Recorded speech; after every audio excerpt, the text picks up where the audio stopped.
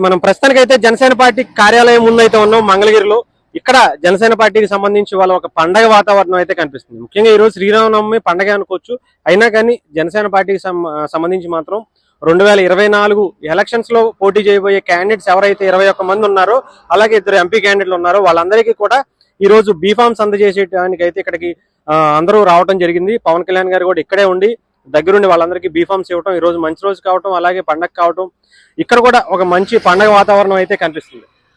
ముఖ్యంగా మనం చూసుకోవచ్చు జనసేన పార్టీకి సంబంధించి రాష్ట్ర వ్యాప్తంగా ఉన్నటువంటి నాయకులు అలాగే క్యాండిడేట్స్ కూడా ముఖ్యంగా ఈ రోజు పవన్ కళ్యాణ్ గారితో మీటింగ్ ఏర్పరచుకుని బీఫామ్స్ కి సంబంధించి కొంతసేపు వాళ్ళతో ప్రతి ఒక్కరితో సపరేట్ గా కూడా పవన్ కళ్యాణ్ గారు మాట్లాడుతూ ఆ తర్వాత వాళ్ళకి బీఫామ్స్ అందజేసి ఎలా రేపు ఎన్నికల్లో మనం వెళ్ళబోతున్నాం, అలాగే దానికి సంబంధించి తీసుకోవాల్సినటువంటి జాగ్రత్తలు కావచ్చు అన్ని కూడా క్యాండిడేట్స్ కి చెప్పడంతో పాటు వాళ్ళకి ఒక మంచి భరోసా, నేను మళ్ళీ మీ ప్రతి కాన్స్టిట్యున్సీకి సంబంధించి నేను తిరుగుతాను, 2-3 సార్లు పర్యటన చేసే అవకాశాలు ఉన్నాయి, నేను కావచ్చు చంద్రబాబు గారు కావచ్చు మన స్టార్ క్యాంపెయినర్లు కూడా కావచ్చు, వీళ్ళందరూ కూడా ఆయా నియోజకవర్గాలు 24, 21 కాన్స్టిట్యున్సీతో పాటు 2 ఎంపీ నియోజకవర్గాలు కూడా ఈ స్టార్ క్యాంపెయినర్లు పవన్ కళ్యాణ్ గారు కూడా 2-3 సార్లు పర్యటించే విధంగా అయితే షెడ్యూల్ చేసుకున్నట్టుగా తెలుస్తుంది. సో దానికి సంబంధించి ఇక్కడ ఉన్నటువంటి క్యాండిడేట్స్ అందరితో కూడా ఇక్కడే కూర్చుని వాళ్ళతో సపరేట్ గా మాట్లాడడం, అలాగే ఈ రేపు మనం ఎదుర్కోబోయేటువంటి సమస్యలు ఏదైతే బీఫామ్స్ ఇచ్చిన తర్వాత నామినేషన్స్ వేసేటప్పుడు కావచ్చు, లీగల్ గా